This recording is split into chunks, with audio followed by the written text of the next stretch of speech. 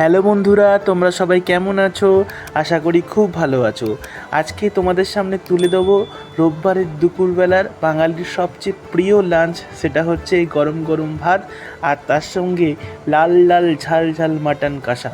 তো এই মাটন কষার রেসিপি আজকে কিন্তু তোমাদের সামনে তুলে ধরবো। তার আগে তোমরা যদি আমার চ্যানেলটিতে নতুন হও তাহলে প্লিজ সাবস্ক্রাইব করে দাও, আর যদি ভিডিওটি ভালো লাগে তাহলে একটি লাইক করো, আর যারা ফেসবুকে দেখছো তারা কিন্তু পেজটিকে ফলো করে দিও। তো প্রথমেই আমরা কিন্তু এখানে 500 গ্রাম মাটন নিয়ে নিয়েছি, যেটাকে কিন্তু আমরা কড়ায় কষিয়ে কষিয়ে করব। তার জন্য এখানে কিন্তু আমরা প্রেশার কুকারে এখানে 4 থেকে 5টা সিটি দিয়ে আগে থেকে মাটনটাকে ভালো করে সেদ্ধ করে নেব, যাতে কষানোর সময় আমাদের বেশি সময় না লাগে। এবং এরপরে কিন্তু আমরা এইখানে দেখতে পাচ্ছ গোটা গোটা আলুকে আমরা হাফ করে নিয়েছি। আলুগুলো প্রথমে আমরা তেলে ভেজে নেব, যাতে কিন্তু কষার সময় আলুগুলো দিলে আলুগুলো যাতে না ভেঙে যায়। আলুগুলোকে ভেজে নিয়ে একটা পাত্রে আমরা রেখে দিলাম। এরপর আমরা গরম তেলে দিয়ে দেবো পেঁয়াজ। এখানে কিন্তু আমি 6 থেকে 7টা পেঁয়াজ কেটে নিয়েছি। পেঁয়াজগুলো কিন্তু তোমাদের ভালো করে কিন্তু ভেজে নিতে হবে। যতক্ষণ না এইটা কিন্তু ব্রাউন কালারের হচ্ছে ততক্ষণ কিন্তু পেঁয়াজগুলো আমরা মিডিয়াম ফ্লেমে আস্তে আস্তে ধীরে সুস্থে মিডিয়াম ফ্লেমে ভেজে নেব। তো দেখতে পাচ্ছ পেঁয়াজ ভাজা কিন্তু চলছে। এই পেঁয়াজ ভাজতে হবে তোমাদের যতক্ষণ না সেটা এরকম ব্রাউন কালার আসে। এই ব্রাউন কালার যখনই এসে গেল তখন কিন্তু আমরা এখানে আদা রসুনের যে পেস্ট আমরা আগে থেকে তৈরি করে নিয়েছি সেটা কিন্তু অ্যাড করে দেবো। এখানে আমরা 50 থেকে 60 গ্রাম আদা নিয়েছি এবং 50 থেকে 60 গ্রাম রসুন নিয়েছি। দুটো ভালো করে মিক্সিতে পেস্ট করে নিয়ে এখানে কিন্তু পেঁয়াজ ভাজার সাথে এই পেস্টটা অ্যাড করে ভালো করে কিন্তু এখানে আমরা কষিয়ে নেব। তো তোমরা দেখতে পাচ্ছ এখানে কিন্তু মটন কষাতে গিয়ে কিন্তু এই যে পেঁয়াজ ভাজার সাথে এই রসুন আর আদার যে পেস্টটা, এটা কিন্তু ভালো করে তোমাদের কষিয়ে নিতে হবে, না হলে কিন্তু আদার যে কাঁচা গন্ধটা থেকে যায় সেটা কিন্তু চলে যাবে। দেখতে পাচ্ছ তেল হালকা হালকা যখনই ছেড়ে দেবে এখানে কিন্তু আমরা মশলা অ্যাড করে দেবো। জিরে গুঁড়ো, ধনে গুঁড়ো, লঙ্কা গুঁড়ো, হলুদ গুঁড়ো আর একটা তেজপাতা আমরা এখানে 1 স্পুন করে নিয়ে নিয়েছি। তো মশলাটাকে এবার কিন্তু ভালো করে এই পেঁয়াজের কষার সাথে ভালো করে কষিয়ে নেব যতক্ষণ না মশলাটা থেকে তেল ছেড়ে যায়। এখানে মনে রাখতে হবে যে এখানে ফ্লেমটা কিন্তু তোমাদের একদম লো থেকে মিডিয়ামে রাখতে হবে, না হলে কিন্তু মশলাটা পুড়ে যাবে। যত ধীরে ধীরে মশলাটাকে কষাবে তত কিন্তু মাটন কষার টেস্ট কিন্তু বাড়তে থাকবে। তো এইভাবে আমরা প্রায় 5 থেকে 7 মিনিট কিন্তু এই মশলার সাথে পেঁয়াজ পেস্ট আর যেটা ভেজে আমরা তৈরি করেছিলাম সেটাকে কিন্তু আমরা কষিয়ে নেব। এরপরে আমরা এখানে অ্যাড করব টমেটো কুচি।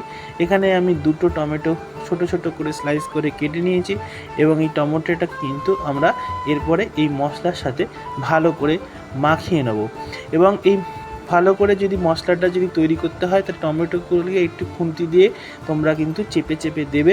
দেখতে পাচ্ছ আমিও দিচ্ছি, যাতে কিন্তু একটা মিহি পেস্ট কিন্তু তৈরি হয়। এবং এই যে কষাটা হচ্ছে এই কষাতে হবে তোমাদের ততক্ষণ যতক্ষণ না দেখতে পাচ্ছ এই হালকা তেল ছেড়ে আসছে মশলা থেকে।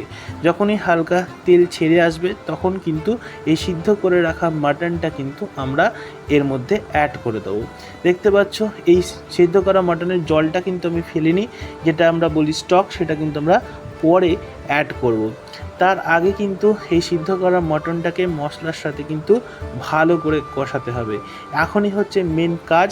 যত তুমি মাংসটাকে কষাবে তত কিন্তু তোমার মাংসের টেস্ট বাড়বে। এখানেও মাথায় রাখতে হবে যে এখানে কিন্তু তোমাদের যে মশলা যখন কষছে তখন ফ্লেমটাকে কিন্তু লো থেকে মিডিয়ামে রাখবে, নাহলে কিন্তু নিচে ধরে যাওয়ার কিন্তু একটা চান্স থাকে। এবং প্রায় 2 থেকে 3 মিনিট অন্তর অন্তরে কিন্তু তোমাদের খুন্তি দিয়ে মাংসটাকে নাড়তে হবে, না হলে কিন্তু এখানে নিচে কিন্তু ধরে যাবে। এরপরে আমরা অ্যাড করে দেবো দই। দইটা কিন্তু দিলে এখানে কিন্তু মাংসর টেস্টটা একটা দ্বিগুণ পরিমাণ কিন্তু বেড়ে যায় বলতে পারো। তো আমরা এখানে প্রায় 100 গ্রাম মতো 80 থেকে 80 গ্রাম মতো দই দিয়ে দিলাম। একটু দই রেখে দিলাম, কারণ মাংসটা কিন্তু 500 গ্রাম, মোটামুটি 80 গ্রাম দই কিন্তু এনাফ। এরপরে এই দইটাকে দিয়ে আমরা মাংসটাকে ভালো করে কষাবো। দেখতে পাচ্ছ দইটা কিন্তু তোমরা আগে থেকে ফ্রিজ থেকে নর্মাল টেম্পারেচারে এনে রাখবে, না হলে কিন্তু মুশকিল। নর্মাল টেম্পারেচার এনে রাখলে কিন্তু দইটা কেটে যাওয়ার কোনো ভয় থাকে না। এবং ভালো করে দইটাকে দিয়ে এবার আমরা মাংসটাকে কষিয়ে নেব। এখানেও কিন্তু ফ্লেম কিন্তু তোমার মিডিয়াম থেকে লো রাখতে হবে। তবে এখানে যেহেতু দইটা পড়েছে, দই থেকে একটু জল বেরোবে, তাই হালকা একটু কিন্তু ফ্লেমটা তোমরা বাড়াতে পারো।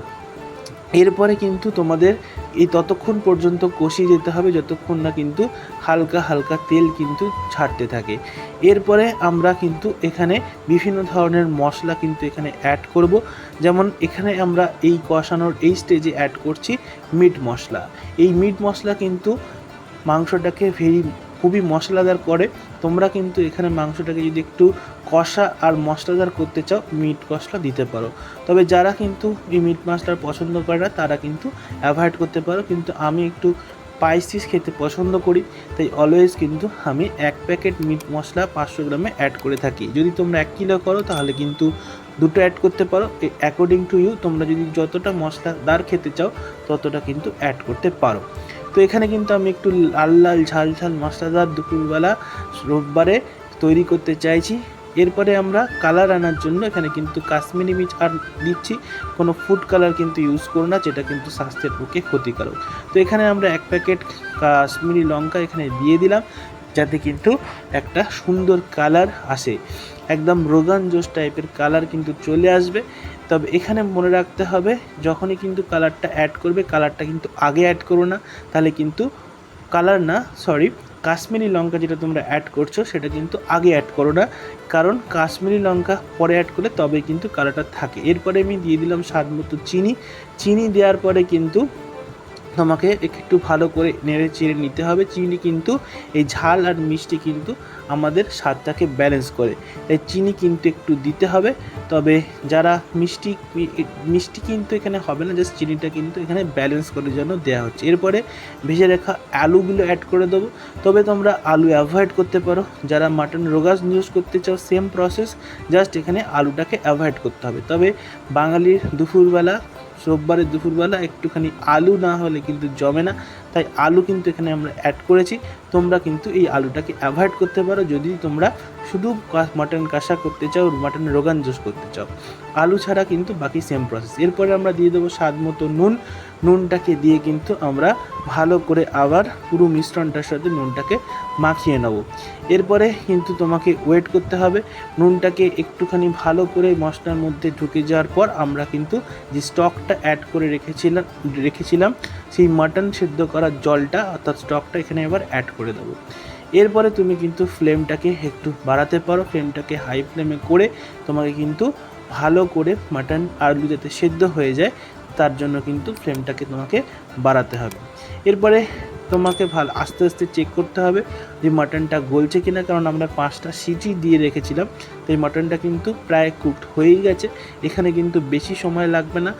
মাটন কষা করতে গেলে অনেক সময় সাপেক্ষ ব্যাপার হয়, তাই সেক্ষেত্রে তোমরা যদি আগে থেকে মাটনটাকে একটু সিদ্ধ করে নাও 4 থেকে 5টা সিটি দিয়ে, তাহলে কিন্তু কষানোর সময় বেশি টাইম লাগবে না।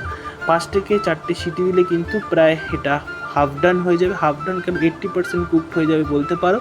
এটা ডিপেন্ড করছে কোন কোয়ালিটির মাটন তুমি ইউজ করছো। এরপরে আমরা প্রায় সিদ্ধ হয়ে গেছে আমাদের আমরা মাটন নামাবো। তার জন্য এখানে কিন্তু আমরা গরম মশলা অ্যাড করে দিলাম। এই গরম মশলা কিন্তু আমি এখানে অ্যাড করেছি। এরপরে আমরা অ্যাড করছি কিন্তু গাওয়া ঘি। এই ঘিটা কিন্তু এই মাটন কষার স্বাদটাকে প্রচণ্ড পরিমাণে এনহ্যান্স করে দেয়, তাই ঘিটা অ্যাড করতে কিন্তু ভুলো না। দেখতে পাচ্ছ আমাদের মাটন কিন্তু একদম সার্ভ করার জন্য রেডি হয়ে গেছে। লাল লাল ঝাল ঝাল মাটন উইথ আলু রোববারের দুপুরবেলা কিন্তু একদম জমে যাবে। তো এখানে কিন্তু দেখতেই পাচ্ছ একদম ঝোলও না একদম কষা না, এটা ডিপেন্ড করছে তুমি কেমন খেতে চাও। এখানে তুমি যদি ঝোল রাখতে চাও তাহলে অনেকটা আগেই নামিয়ে নিতে পারো, কিন্তু আমি এখানে ঠিক করেছিলাম কষা খাবো রোববারের দুপুরবেলা, তাই এখানে কিন্তু আমি ঝোলটাকে অনেকটাকে মরিয়ে নিয়েছি। তো এরপরে দেখতে পাচ্ছ ফাইনাল লুকটা কেমন হয়েছে। একদম লাল লাল ঝাল ঝাল মাটন কিন্তু আমাদের রোববারের দুপুরবেলা খাওয়ার জন্য রেডি হয়ে গেছে। তো এখানে কিন্তু আমি 500 গ্রাম মাটন নিয়েছি। এখানে কিন্তু তোমরা যদি 1 কিলো নিয়ে থাকো তাহলে কিন্তু পরিমাণগুলো সমস্ত ডবল করে দিও, তাহলে কিন্তু তোমাদের এই রকম লাল ঝাল ঝাল মাটন কিন্তু তৈরি করতে পারবে উইথ আলুটা কিন্তু তোমরা অ্যাভয়েড করতে পারো, কারণ আলু যদি অ্যাভয়েড করো তাহলে কিন্তু এই রেসিপিটা পুরো মাটন রোগান জুসের মতোই হয়ে যাবে। দেখতে পাচ্ছ একদম মাটন রোগান জুস, একদম কিন্তু বিয়েবাড়ির স্বাদের কিন্তু খেতে হবে। তোমরা আমার এই রেসিপিটা ফলো করো, 100% গ্যারান্টি দিচ্ছি একদম কিন্তু বিয়েবাড়ির মতো খেতে হবে। মাস্ট ট্রাই, এই রেসিপিটা যদি ট্রাই করে থাকো তাহলে ট্রাই করো এবং কেমন হলো আমাকে কিন্তু কমেন্ট বক্সে জানাও। আমি বলছি এই রেসিপিটা ফলো করো, তাহলে কিন্তু তোমরাও কিন্তু এই ধরনের লাল লাল ঝাল ঝাল একদম মনের মতো বিয়েবাড়ির স্বাদের কিন্তু মাটন কিন্তু তৈরি করতে পারবে। তো এখানে দেখতে পাচ্ছ এরপরে আমি আমার প্লেট রেডি করে নিলাম। প্রায় মাটনগুলো কিন্তু দেখতেই পাচ্ছ, এখন আমি যখন ভয়েস ওভার দিচ্ছি তখন কিন্তু আমার প্রায় মুখে জল চলে আসছে। রোববারের দুপুরবেলা এই মাটন আর ভাত, তার সঙ্গে কাঁচা লঙ্কা আর একটু পেঁয়াজ, কার কার ভালো লাগে, কে কে এইভাবে খেতে পছন্দ করো কমেন্টে জানাও। রেসিপিটি যদি ভালো লেগে থাকে তাহলে ভিডিওটি লাইক করো। ভিডিওটি লাইক করার আগে রেসিপিটি তোমরা ট্রাই করে দেখে তারপরে বলো কেমন হয়েছে। আশা করি ভিডিওটি ভালো লেগেছে। দেখা হচ্ছে নেক্সট ভিডিওতে। টাটা, বাই বাই, ভালো থেকো। চ্যানেলটিকে সাবস্ক্রাইব করে দাও এবং যদি নতুন হয়ে থাকো ফলো করে